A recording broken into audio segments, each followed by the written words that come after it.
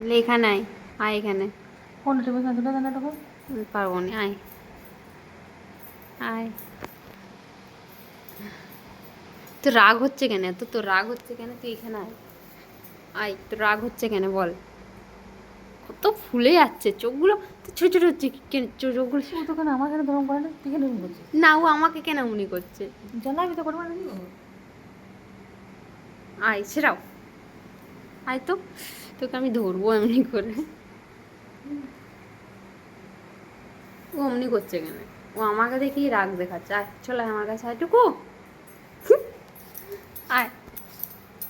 তুই যাবে না, এখানে পড়ে গেলে বকে না লেগে যাবে। কেন আসবে কেন ও?